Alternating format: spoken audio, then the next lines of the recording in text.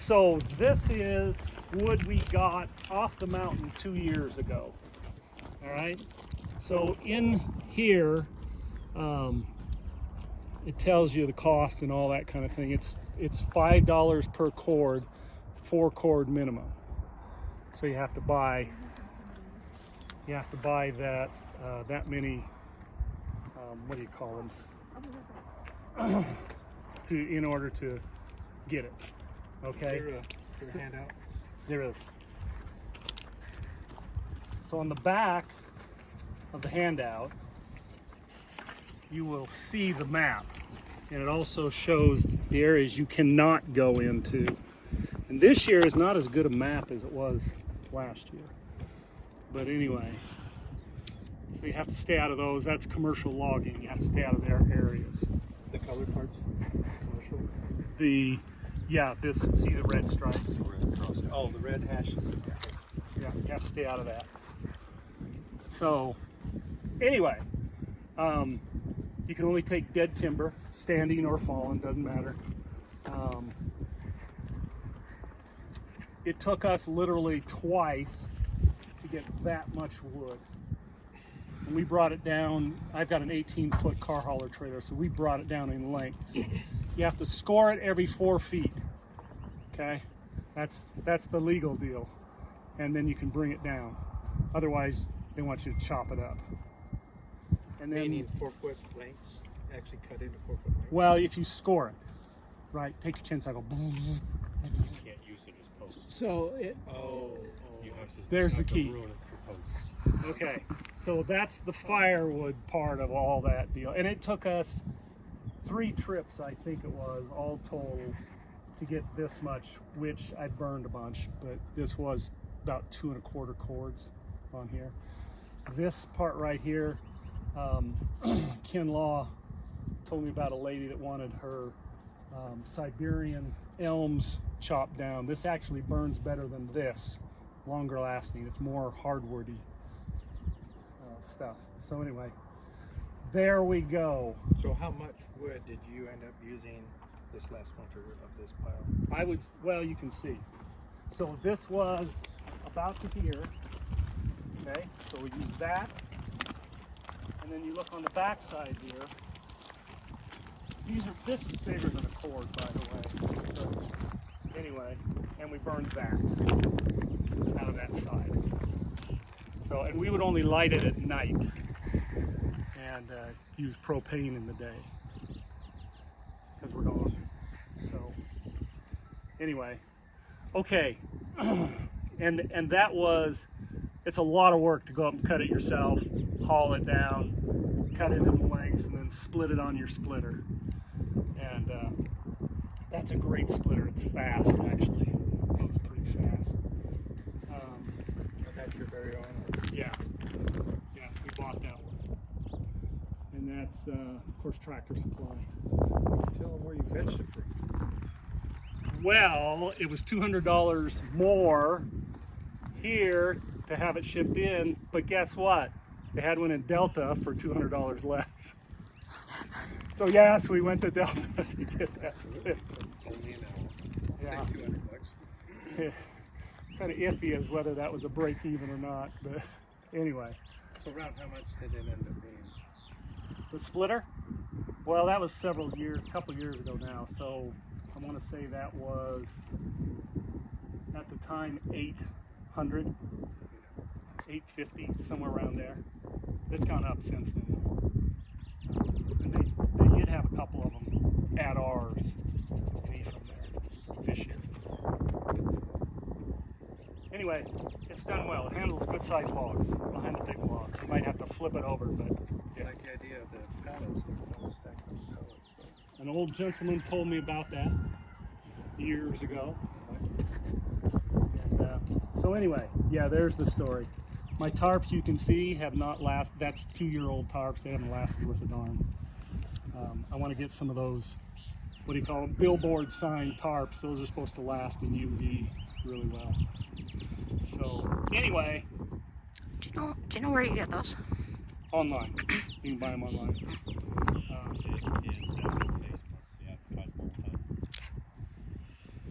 So cost-wise, I don't know. It's a lot of work. I don't know that you save that much money by the time you go up and do all that and bring them down. Chainsaw, I went up with Pete Howard that lives just down the road here. We both went at the same time. A lot of work, wears you out, especially at my age. So anyway, all right. Now the other thing I wanted to say there though, the other thing you can do with the Forest Service is you can get poles and posts. It's separate permit. And they have a certain diameter and length requirement, okay? And you can get those, pay for those. You can also get, I didn't know this until I was reading that, you can also get live stuff. Like you can go up and dig up a tree. You can get a permit to go dig up a tree to plant in your front yard. And other stuff like wild berries, that kind of thing. You can dig that stuff up too, but you have to get a permit for it. So, okay, cost-wise, I don't really know, but I'll bet it was running probably $80–90 a cord to go get this yourself and haul it down and cut it up and all that kind of stuff. All right. What are the dimensions of a cord again? 4 by 4 by 8. 4 foot high, 4 foot wide, 8 foot long. You can barely get a cord in a pickup bed if you have like some little stake rails around it. Okay, there's Corey. There may be a few others coming. Jim thought it was still at where we usually have it, and he's on his bike. But he says there's 3 others coming. So I don't know. Is it electric bike? Yeah. Who needs Jay and you need one of these, Corey? Price of one right Yeah, we're gonna talk about that. wow. Aaron, Thanks. you want one, Ken? now. Sawdust factory, Western Railroad. So Corey just went there the other day, and here's the wood I got from them. This is from Moroni, so come look at this. Here's my issue with them. 2 things that I discovered. Their lengths are really inconsistent. This will not fit in my stove. It has to be cut again. All right, and then you'll notice there's big chunks that have to be split again. When did you get this? It'd be last year. Yeah, that's what happened last year, but I got 11 loads yesterday. 11. And were they better? Yes, they're all consistent. So they must have changed something, Or somebody complained? or somebody complained. So I think there's very few of them that you have to redo. Most of it's split and it's really good. And the length is good. Yeah. Okay. Various times of the year, you're getting the leftovers from the cuts that they can't package and sell to Walmart. Right. And so it was $50. No, it was $80 normally a load like this. Yes. $80. And now you can get 2 loads for $80. So $40 a $40. cord. Yeah, buy one, get one. And the thing is, what I didn't know is, depends on who you talk to. When I went down there, you have to pay cash if you want the deal. If you talk to the lady, if you talk to a guy, another person got it, was able to write a check. So I had to wait and go back home, get cash and go back, and she wouldn't accept a check. So he said, if you want the deal, it's cash only. So anyway, keep that in mind. So bring cash. Anyway, keep that in mind. But yeah, I rented a dump trailer and went down there, and And what size could you fit? A whole cord in it the depends on dump the trailer? size of the dump trailer. I know what. I had a large dump trailer. It was probably maybe 14 feet, and the sides were maybe 3 feet. Okay. And I was able to get three dumps in that trailer. 3 of their 3 scoops. scoops. Okay. And they scoop up about a cord. Where is this at? It's about half Moroni. the one down. If you go all the way to the end of Moroni, Yeah, I know the where it's very last road before you on Just the keep corner, going straight. just turn left.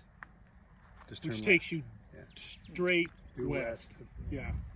It's the road they just repaired, actually. If you see the road right before it, it says Norbest. Some people take that one. It's just the one right after that. It's just right short right after that. Right. And this is the most economical as far as I can tell. And especially if they've got it better now, length and all that. Yeah, when I got it last year, it was just like this, and it had some junk in it too and stuff like that. But this one I was really surprised. And they weren't scooping up dirt. Right. Okay. Last year I had tons of dirt in it also. Yeah. So,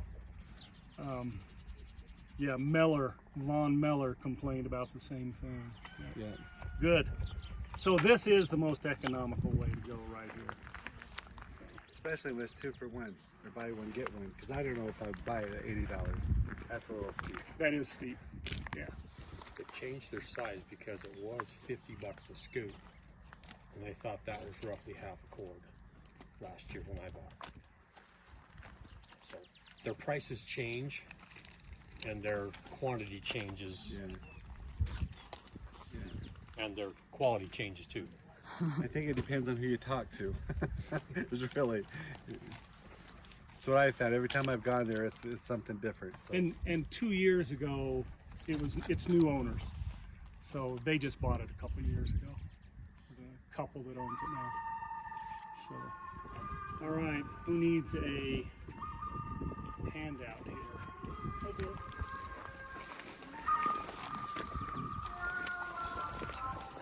You got one left. Do you know how long the BOGO goes? How long what? How long the BOGO sale goes? Until it's gone. So they said there's a big pile there yesterday. Economically, yes. So It's still there. it's still there. So until people complete it, and then So Okay. he's saying that he got you said you got, how much did you pay for one cord? $40 for a cord? $40 a load. Yeah, It's a scoop. it's a scoop. Yeah. It's about a half a cord. I don't know. They could. I mean, that would fill at the because it's all loose, right? If It's it was not a all cord. if it was all lined up, it's It's probably half a almost cord. Probably a half. Probably half a cord because it's all scooped. Okay. instead of Tons and tons of all lined up like. So, do you answer questions on where up the canyon we can go? If we can go. the map. This is a crappy map. Yeah, it's not as just good as so you last know. year's. Well, I didn't make it. Talk to the Forest Service. That's the Forest Service. Awful. This is all Forest Service info right here. I take it you can just go up the canyon and go clear to the top, and then it looks like you're in where you can cut if that's So as you Spring read City Road. the info here, it talks about how they will have bright orange or red paint on the trees near the bottom. Okay, that's stuff you can't touch. So you got to go along until you see that end, right? And then you're out of that zone. So that's for commercial. Fluffy, shut up.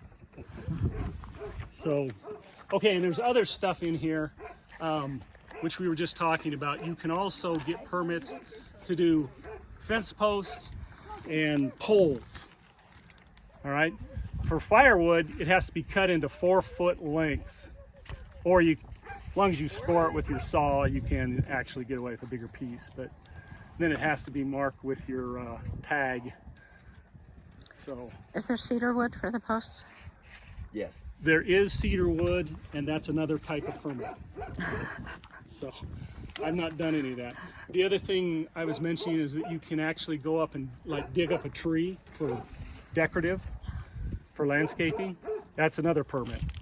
And you can go do that. I think it said berry bushes, a couple other things. It's in there though, of stuff that you can do with the Forest Service. Jim, You can't come down with an 8-foot log in the back of your truck. if you score it every 4 foot, Oh, score.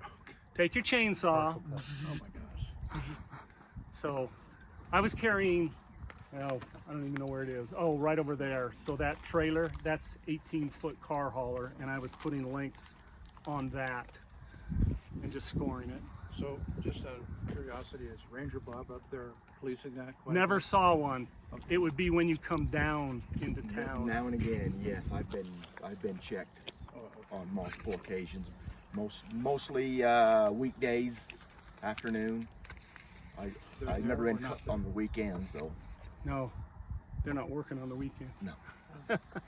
It's the time to go. Note to self. Yeah, okay. So- I'm just trying to. But anyway, yeah. So you can get away with other stuff. It's just a different type of permit. Okay, but if you just tag it or score it like you said, then they're not gonna. Well, you have to score it. If it's And firewood, it now has to be explain scored. what a score it is. Well, what's the definition Halfway. of score then? Halfway, you say? Yeah, well, they didn't tell me that. I asked them what it was, and they said just make sure you've got a good cut in there. Why do they do that? They don't want you using it. It's a different permit for a pole or a fence post. Building with it. And it's probably different money. Ask What do them. they care if it's dead and whatever? I don't get that. Yeah, exactly. It's the government, it's all There you about go. money. So you can take dead standing timber or dead fallen timber, but it has to be dead timber. No live stuff. So anyway, read through that once just to save your pocketbook. Anyway, How much is a permit? You probably said. $20 for four, a minimum of 4. You have to buy at least minimum of 4. It used to be you could buy just 2, but now it's 4. For It's a cord per permit. $5. Yeah, you can't beat that. I mean, that cost. But by the time you go up there, haul it down, cut it, split it, a lot of work. This is the more economical way to go. So, So just I'm confused. So $20 for 4 cords? Yes, minimum. yes. Okay. And what is it? 10 maximum? I think it's 10. 10 maximum. It's all in there. Do you have to bring it all in one load? No. No, you just put one permit. They want you to staple it or nail it to your load. They're in half permit load, half cord. You tear it off and staple it on or whatever. Okay, thanks. Variety of tree, what, everything has to be pine or what? Dead Just or dead. If it's dead, you cut it down. laying or dead standing. Yeah, you can cut anything Right. that's dead. Aspen, whatever. Yep. Yep. Okay. So, anyway, we put in a wood stove, and ours is a Hearthstone soapstone stove with catalysts on it. And I don't know, we can go see it if you want to look at it. It's pretty, it's efficient. The catalyst I have found, and I just started a couple years ago with this, but with the catalyst I found that it burns much more efficiently. The catalysts were put on it for the EPA to make it cleaner, but I've also found that it's much more efficient. It actually burns up more of the particulate matter, so it lasts longer and heats more with the catalyst. Yeah. Does it clog up? So it's only been in there two years, and I've used it like, just at night during the winter. Corey can address that. Yeah, so I've got a Vermont casting, and we heat our whole house up in the winter with that every day. So we burn it every day, and we have like a bundle about this much, and that'll last all day long. And it's a good way of heating the whole house. We have it 80 degrees in the house. And it burns clean.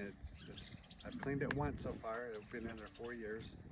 I cleaned it once last year. The catalytic converter? Yeah. How much What's does it, cleaning? how much wood do you need for yours? I was trying to figure that out, how much it is. I'm thinking of probably a cord and a half, maybe. It's not that much. Every day is like, seriously, a bundle about like this. How big's your house? It's 1,800 on one level. So ours is 1,600 on one level. Everybody that I've talked to with similar sized houses, they usually say 2 cords Yeah. for a winter. Just to be safe. It depends on how cold it is and how long it is. And So- there's the variable. Yeah, that's the variable. You, I don't think you're burning that much. No, I'm not burning as much as you. Right. My house is also 4,000 square feet. So there's a lot of variable Oh, and the other factors. thing with the stove, I've been doing stoves for 30 years, wood stoves in the winter, and that's how I heated my house. The stove I had in Mapleton, I would heat that thing up, I'd load it up, and it would get almost red hot and stuff, and I thought that's how you were supposed to do it. And I've learned that's not how you do it for all these years. So I just start a little bit, get it going, get it hot enough, then you shut it down, the catalyst, and let it burn inside. But you build little fires and it lasts a long time. And just do little fires. You're putting more into it more often, but it burns slower and the heat lasts longer. I can load mine up when I go to work and damp it down so it's getting very, very little air. Right. Come back 12 hours later, Right. stoke it back up again. Yeah. Not have to build another Right. fire. That's because you filled it. You probably filled it. Yeah. Yeah. So I only do mine like maybe halfway, half full, and it burns down. I just add a log every now and then, so don't let it burn out. It's kind of what we do.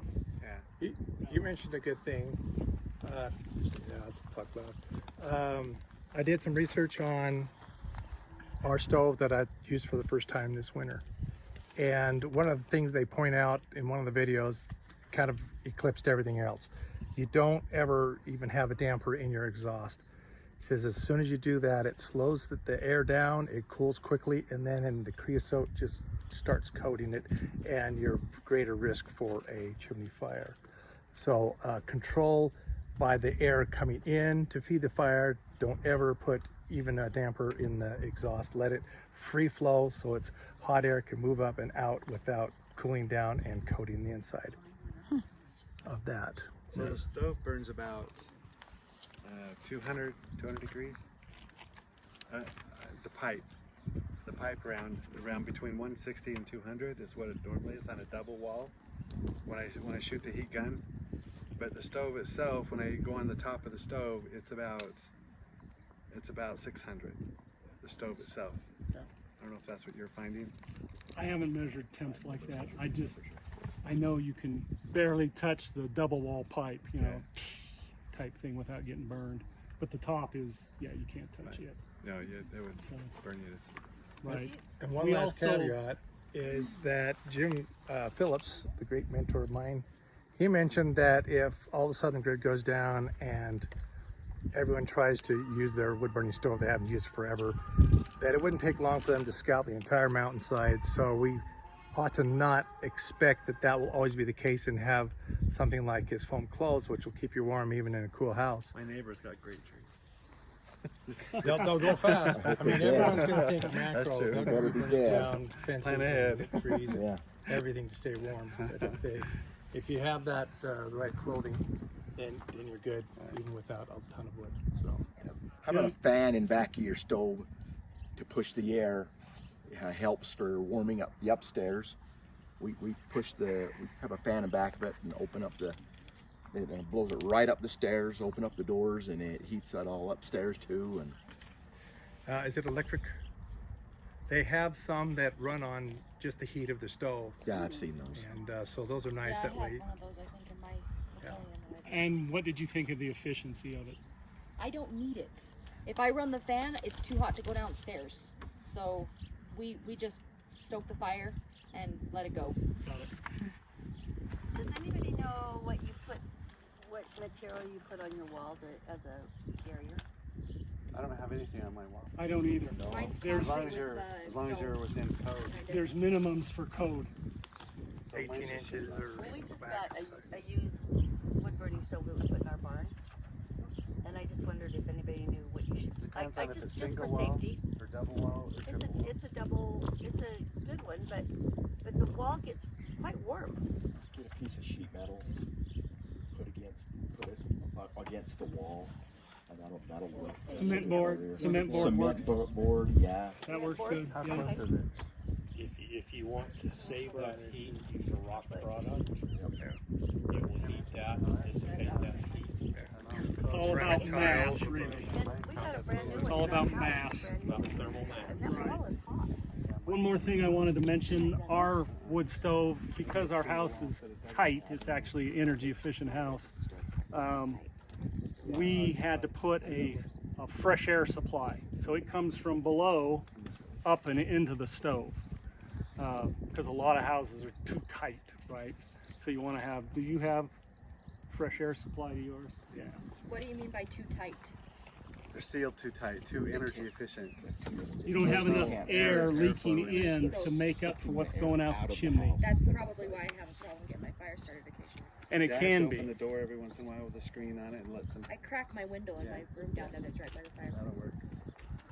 So you can put a fresh air supply in there. That'll help a lot. So battery operated CO detectors. Yeah, sometimes when I light the match or whatever, it's like it's not even. It doesn't burn out because there's no air or oxygen in there. A lot of it. So you need more airflow, fresh air. right. Can you guys talk about how to build the best kind of fire and get it going? So a lot of that depends on the setup of the stove. Yeah. Our stove is built with, forget the name of them, but they're tubes, and they're for recirculation of the gases. Yeah, I have that one. Okay. And so ours, we have to build a fire, heat it up.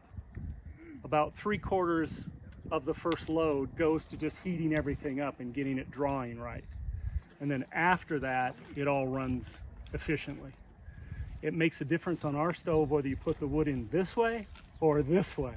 Yeah, I've It noticed doesn't that. mind. Okay. I just Which load it up. way do you put it?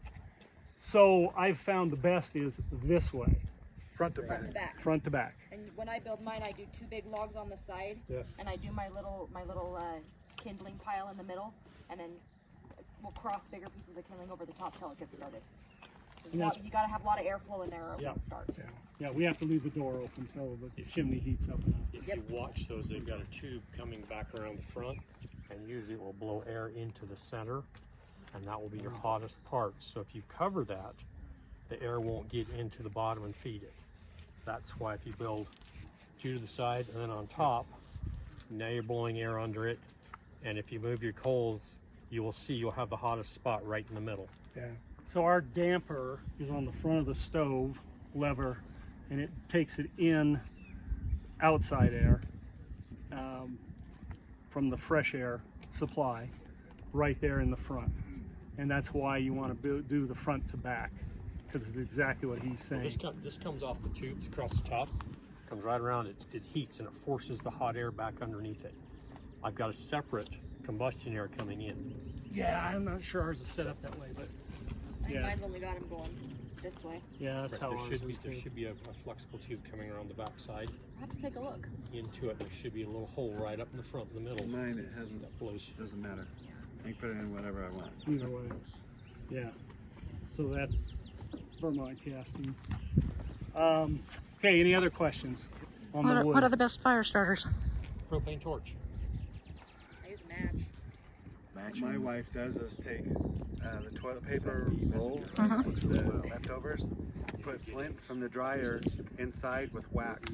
Yes, my father-in-law does that. That's all we use as fire starters. All we use is the Stampede County newspaper. My Twist father-in-law it up, puts them in old egg cartons. little kindling, Yeah, egg carton. away it goes. That way you break an egg We've off. done that too. Just rip off that section.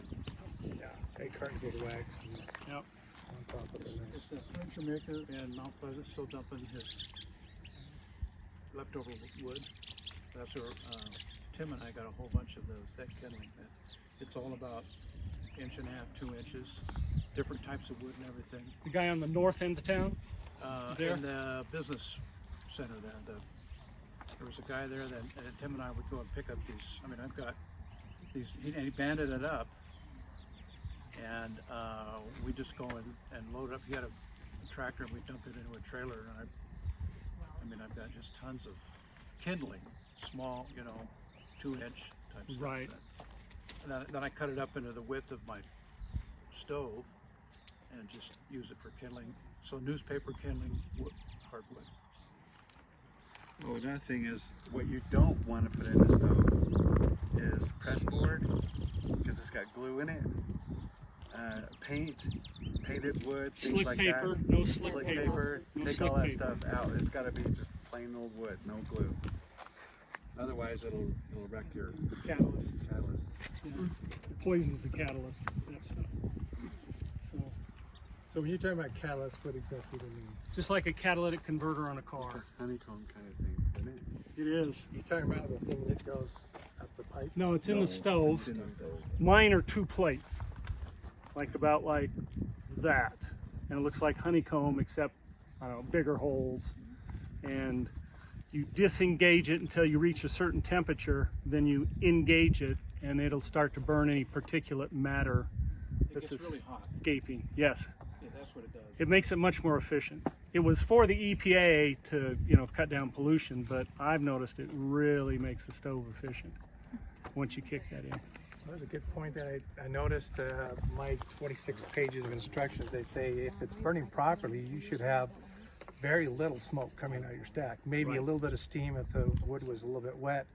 But if it's burning efficiently, that's less of a sign saying, hey, I'm prepared, I've got a stove, I'm warm, come loot me, you know. Another good way of telling, if you got glass in the front of your doors on your stove, if they turn black, you're burning it too cold. You gotta wait till it heats up. I've only So if had to it's- clean our front glass in one corner one time because it just keeps it smoked off. And you really can't, when you're not using the catalyst, you might be able to smell it when you first start, but as soon as that, no, there's no smell to it. Yeah. The less attention you draw to yourself, the less of a target it'll be for. Okay, if you cut down a pine tree, how long do you wait before you split it? Is it green? You're not allowed It's to a cut. live pine tree. Okay. No, my son cut down a great big pine tree, Probably. and I have big pieces. Oh, yeah? I don't know how to If do you it. slug it up and then split it, you can probably burn it the next year. But if do you I leave have a to wait hole, it's 6 gonna take months a before couple I of years. split it? Because man, we couldn't split it.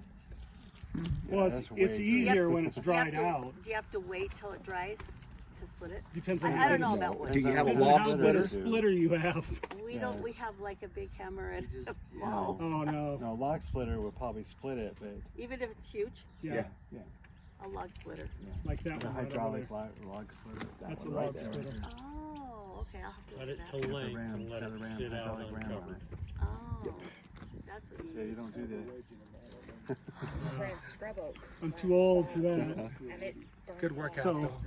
I like it Okay. better than pine So if it's green and you haven't split it, you probably got to wait a couple of years. A couple years?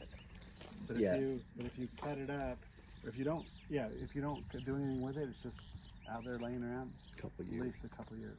So would you suggest splitting it early, Yes. Yeah. 'cause right it- after you cut it? You split bet. it? Yeah. Slug it up, 'cause slug you in could the probably lengths use that it you want to in a burn, year. and then split. If you have one of those, split it up, and then you Right can. after cutting it. You bet, and then Okay. and then it'll be ready to burn the following year. Okay. Smaller pieces, more surface area, dries faster. Yep, Okay. exactly. You can rent splitters if you can't afford to buy them. Okay. You can. A horseshoe? Yep, I think they got one.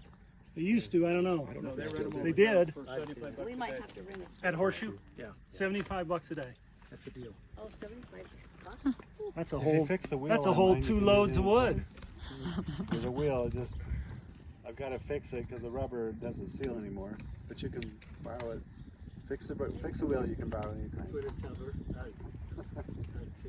Okay. Any more questions Need to put it to- on wood or comments on wood? No? Okay, let's move on to the next item here. We're just gonna go over a few small things. So this is a solar powered swamp cooler. Okay, as you notice, no solar panels yet. But it's running on a 24 volt transformer and the panels are 24 volt. I got this off of a company down in Tucson and they're called Southwest Solar Cooling. It's got, the reason I bought it, stainless steel cabinet. I'm going to hook it to solar. The guy that owns the company has this at his house. He drives it off of just raw solar. No batteries, nothing in between. It'll take it. And what he does is, of course at night here you don't need it, but there you need it all night. So he has a timer on it, and when the sun goes down, his timer kicks in and he runs it off of grid power with that same transformer I have. That's his setup. And he said you can do whatever you want. You can use batteries, you can use, you know, whatever. And anyway, this is the new style of media, right? The pads. And it actually, okay, the pump just came on. See all that? There's a there's a reason for that. Anyway, it's about 8 inches thick. You can get it up to 12 inches thick, and it's tubed, and they're angled down. So the stuff that runs in runs through that tube and then back into the reservoir and it drips down. This is a swamp cooler, evaporative cooler, all right? And the key to this thing is they don't run the pump more than about 30 seconds every 6 to 7 minutes, okay? The water pump. What's that? The water pump? The water pump, yep. Now, a regular swamp cooler, right, always runs and soaks your pads down all the time. So what they've found through research, especially this company, is that you only run it until it's damp, and then just before it starts to dry out, you run it again. That is your highest efficiency. You'll get 3 to 4 degrees more efficiency by doing it that way, plus a lot less run time on your pump, all right? It cools our whole house. I just looked at it before we came out here. It's about 70 degrees that it's putting out. And at the other end of the house, you have to vent a swamp cooler. Everybody knows that, right? You can't close it up like an air conditioner. So the windows at that end of the house are open about that far. There's 2 windows, and you can hear it whistling out. It does pressurize the house, but it's about 4 degrees warmer 70 feet away, 72 feet away, I think it is. So there's kind of an idea. 70 here, about 74 down there at that end. Super efficient, lot less money than an air conditioner. It does put humidity back into the air, but not like your regular swamp cooler. This is very controlled. It's actually very nice. I had my neighbor help me build this. We actually built this box. If you look here, this is actually set out from the window, and the reason being is then you can just, in the wintertime, you just shut the window. Or if it's a cold night, you just shut the window. You just don't let this run. And you can just drain that in the winter so there's no ice damage. Right. So this is actually a cartridge to reduce scaling. Okay, it's got these crystals in it. I'd have to look up the name of them again, but anyway, it reduces scaling. It's hooked up over there, little 1/4-inch line. So it's like a soft water thing. It is, yeah. And it's on a float. So the reservoir is on a mechanical float in here. Yep. It doesn't use a squirrel cage, it actually uses a fan on this one. There is a control box that controls the time the pump comes on, for how long, and then time off. So the fan's not continuous? Fan is continuous. Oh, it is continuous? Yeah. Only the pump is what cycles. It is a 2-speed fan. You can slow it down if it gets too cold, which occasionally it does for Margaret. So anyway, very efficient. And I bought it because it's stainless steel and plus this right here. What is that media? It's a phenolic type media. It stinks like crazy for the first 3 weeks. You'd swear you have an electrical fire. And then it finally washes that all out and it's fine after that. But, So just one size fits all? Or? no, you got to size it for what you're cooling. So They'll build it to your window size or whatever? no, they have just different sizes. Right. You're going to have to make what you need. They also have downdraft if you want to put it on your roof, but I didn't want that. I don't want to crawl. I'm getting too old to crawl up there for maintenance, right? So, yeah. So anyway, 2 solar panels are going to go out here. Got the wiring there for them. That red and black is for solar. And I just ordered some more wire. I also have 2 lithium iron phosphate batteries, which I'm debating on trying for this thing. Less than 1,000? No. Okay. 1,800 to 2,200 for that unit right there. Okay. So, yeah, it wasn't cheap. But being stainless steel and all that, it should last a very long time. Very, very long time. Anyway, okay. So one other thing we want to go look at. down here by the power pole.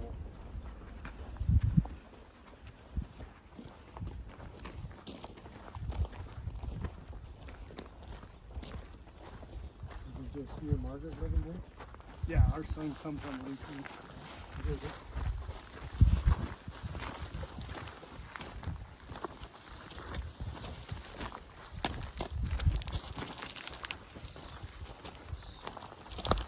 So this unit here, Ken Law and I both bought one of these off of a guy in Riverton? Riverton, Yeah. And I'm going to use mine to power my well pump. So it's going to be down that way. Plus my well pump will also be hooked up to grid power. Plus that box over there contains 26 panels, and that's going to power the house, and my pump will be able to run off the solar for the house, this, or grid power is what I'm doing, or the generator. Okay, this is a who makes this brand? Harbor Freight. Very good. Harbor Freight. Oh. Okay, so I did tons of research, right, and found out this has a cast iron sleeve. It has one of the longest lived engines compared to the others. It's also an inverter generator, right, which means it stabilizes out your power and gives you pure sine wave. And the total harmonic distortion, THD, is what you want to look for on a generator, and it needs to be 5% or less to run all your electronics, your computers, your TVs, blah, blah, blah, blah, blah. And this has less than 3%. Okay, but it was only gasoline. And I wanted tri-fuel. You see my propane tanks up there. I also have a T at the back of the house right here that I'm going to run just a surface line over to this area when I need it. How did I overcome that? This right here. You can buy this as a kit. All right? And this makes it tri-fuel. So it's not as convenient perhaps as the Costco tri-fuel ones where you can just flip the switch from gasoline to propane to natural gas. This was set up for propane because that's what I have. There is no natural gas here. But by adjusting this, you can get it to run on natural gas just fine. So it all has to do with BTUs. Gasoline has the highest BTUs, the most bang out of the fuel. Propane is next, but it's about a 25 to 30% decrease in the bang of the fuel. And literally natural gas is the junk left over from the oil field, and it's way down in BTUs. So correspondingly, on gasoline, this will put out 8,750 watts. All right, so you have to reduce that by 30% if you're running on propane and on down. So comes as a kit. You buy it, you have to put a little spacer in the carburetor area, and then I just hooked up all this valving and everything and made this regulator here so I can just put it on just about any tank. I've run it and ran over and turned that faucet on, made sure the fridges were on, and then waited for that to come on at the same time to just see if it would handle all that. And you could hear it when that thing started up. It went like that, but it handled it all. Is it noisy? What's that? Is it noisy? Yes, compared to like the encased ones and that kind of stuff. Okay. So, but you have to think about what you're going to do and what you want. I'm not going to have one of the big ones installed that runs, you know, my whole house, my shop, my table saw, all that other stuff. I'm not doing that. I want my freezers, my refrigerator, my well pump, and a few lights. So this will do 240? Yes. Yes. So Rick, is it a DC generator or an AC generator that converts to DC? No, it's AC. AC generator. 120, 240, 220. But you can't get DC volts out of this. You can. There's a little spot for 12 volts. Oh, okay. Yeah. So you could charge a battery or. Okay. that kind of thing. There's more efficient ways to do that than this thing on 12 volts. But anyway, I've liked it so far. Tried it out several times. One thing, and I keep repeating this, if you buy a generator like this, always break it in on gasoline. Do not break it in on propane or natural gas. Why? Because gasoline has lubricants that go on the cylinder walls. Okay, so it helps the rings break in and be lubricated as it does it. Propane is dry, no lubrication other than the little splash you get from the oil pan. So you will always have an engine that will use oil if you break it in on propane. Always break it in on gasoline. Okay? Years ago, I was a generator repair guy in the Army. They came out with these sound suppressor kits that we put around and on top of, or encase the generator in. They directed the sound all straight up, so you could probably build a box or something that directs the sound up instead of out here advertising to everybody. Plus, of course, you have a way to make sure it's anchored and locked up and not. You can do all that. Just make sure it's getting cooling air in and exhaust out. Yep. Okay, so you don't overheat. All right, this cord plugs into the generator. Then it plugs in right here. All right. So you want to have that put on if you're going this route. That's a 3-prong. 4. And this is to power your house. So, yes, it is. So you have to. Is there a cutout switch so it doesn't go back into the grid? That's how mine's going to get fried accidentally. It hooked up our house to the grid. The linesman thinks it's dead. He goes up there to work. So, you look here. Here's the interlock. This is called the interlock. All right. You cannot engage the generator until you disengage the grid power, and vice versa. It's a safety item. And you wouldn't believe that was like $69 for that stupid little piece of metal, but it was. Okay. I'll make you one for 30. No kidding. No kidding. So to have this, I put this on.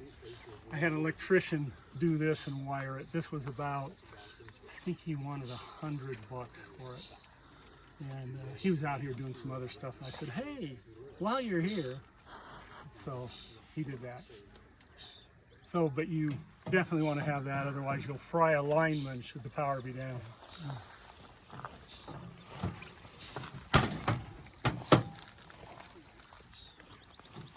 The issue with that is if you forget to, once it's on, and you forget, does that go up, that piece of metal? You take it off. No, it slides. Slides, okay. You can only engage one of those at a time. So what's this one? That's for chickens in the winter. 30 amps? Yeah, I had to do this adapter. I actually don't know why they put that on there. Oh, I know why. Because we used to have a trailer here when we were doing the house. That's why. So the so this is one way to do it. This and this. They also make a box which I have on the back of the shop, which is a grid power on, off, and then generator or solar, whichever you're going to do. And it's a box. It's more expensive, a lot more expensive. I think it was like $400 or something like that, just for the box. But anyway, okay, any questions on any of this stuff? Good. Great. We're all experts. No, if you need info or you ever want to like do the solar cooler or anything like that, let me know. I'll give you the number. What's the damage on that generator in that kit? So the kit was about, I want to say it was $250 for the conversion kit. And then the generator was 800 at the time. I'm not sure they even make that 8750 anymore. They make something above it and below it. You've got to size it. You've got to look at what you're going to do and what you need. You know, some people buy a whole house one. That's not me. All right. The other thing is, your generator is only for intermittent times. You know, you guys heard Mike Tullis talk about how the power was out for 24 hours. And they sent ham radio operators up the canyons to those little communities. It's for that kind of thing. You know, pole gets knocked down by a car. You're 6 or 8 hours or 2 days, whatever it is. The life of those are limited. Same with the built-in ones. So is your Okay. fuel storage too. Well, and therein lies the thing. So I have 1,200 gallons of propane theoretically there. How long is that going to last? Long time. So, well, depends on how much you run it. Yeah, I mean, Down for 7 years. yeah. Also, there's an efficient way of planning all of your activities. If you have some batteries that you can charge up, then you can plan your clothes washer and other things you might be using, and plan all those activities around the time when you turn that on to charge up the batteries, and do all that stuff, and then you can turn that off and use the batteries or other things. So a you're not generator running. is most efficient at what load? 80%. 70 to 80%. Depends on the generator, but yes. Okay, rule of thumb, 70 to 80%. You want to load it up that much. You go over that, it's working too hard. You go under that, you're wasting. So I've told this story before, but back when New York had that hurricane that brought in Superstorm Sandy. yeah, whatever it was, and somebody had a generator outside because you can't run them in the garage even. And they woke up in the morning because no power, but they could hear the generator going. It wasn't the generator. It was a beat up old lawnmower that somebody swapped out to give the noise to say nothing going on here. and the generator was long gone. Oh, that's funny. So yeah. And some Keep that people stuff will in bring it mind. into the house thinking that's okay to keep it from being stolen, and then we recover their bodies later because of CO poisoning. So what I've got is a Westinghouse. It's like this. It's 10,500 Yeah, that's what I got. watt. Yeah, And that's it's about the best one. Yeah. Dual This- fuel? it's dual fuel, and it comes with ready to use. So What is the THD on it though? I don't know what that means. Total harmonic distortion. I don't know. Whatever that So means. some of them, and I think Westinghouse was one of them, had 14% THD. Yeah, so you want to check that. What does that mean? Total harmonic It's dirty distortion. electricity. It's only on a. Is what? Yeah, very dirty electricity. Won't run your, it can damage your computers. It can damage your TV. It can damage your, and probably not Is so that much because it cable. pulses? It's only for inverted. So a sine wave is a nice, like this, when you look at it Don't on go too scope, far because it'll be raggedy. It'll be like this, oh, okay. right? It's not, it's got spikes of power in it. Where's Van? Van!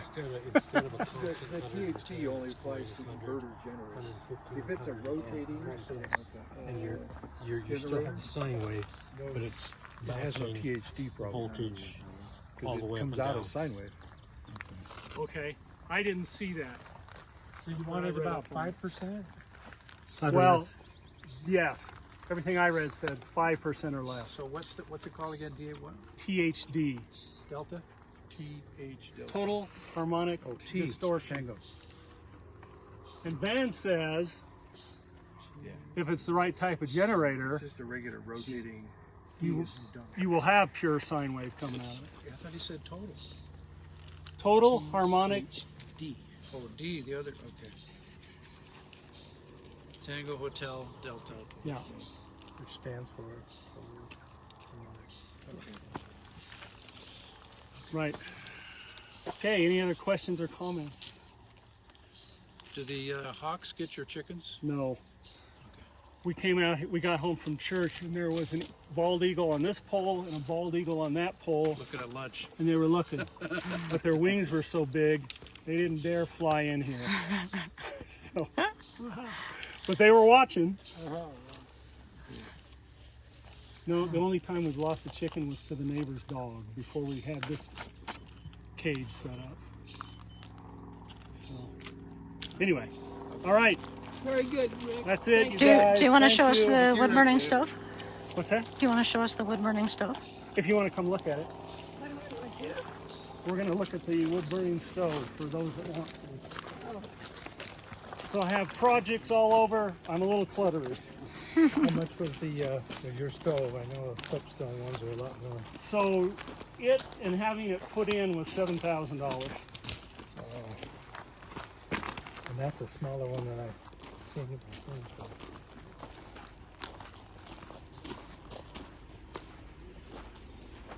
So that means they had to install a proper chimney. So there's the stove. That's not even very big. Nope. They're very efficient. It has a blower on the back here, and then you can see the line that comes up from below. That's the fresh air supply. Right there.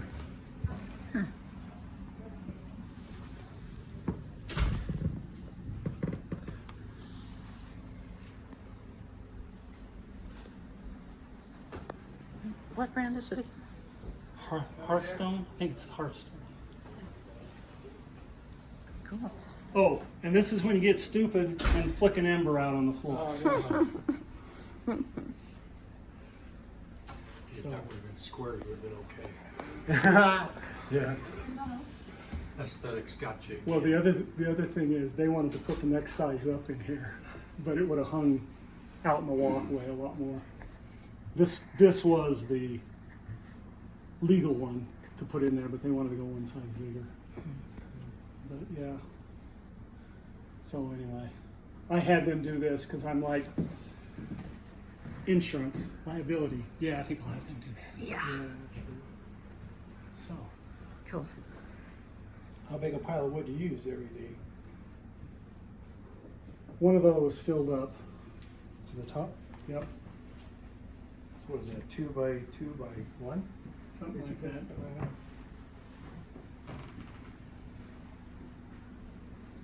Output. That feels so good. So is it like so many degrees lower than the outside temperature? Yes. It all depends on outside temperature. Those are the two big factors. I lived in Mesa, Arizona, and I've had a rooftop swamp cooler put on. It was good for part of the year. Yeah. It was what? Good for part of the year. And the If monsoon it only took it down 20 degrees and you're at 120, you're still suffering. Plus, in August, when a lot of the monsoon moist air starts coming in, and then they have some freaky rainstorms and flash floods, that air is very humid and it doesn't work anymore because yeah, it's already going. They quit working at, they say 50%. I think it's lower than that. But anyway, 50% they'll quit working. I used to ride a motorcycle there. When I moved down there, I think I'll cool off by riding my motorcycle. Oh no. The Convection oven. The asphalt was probably 135 degrees. And if I went into a lemon orchard, oh, it was delicious. Cool. Nice. But the rest of it wasn't.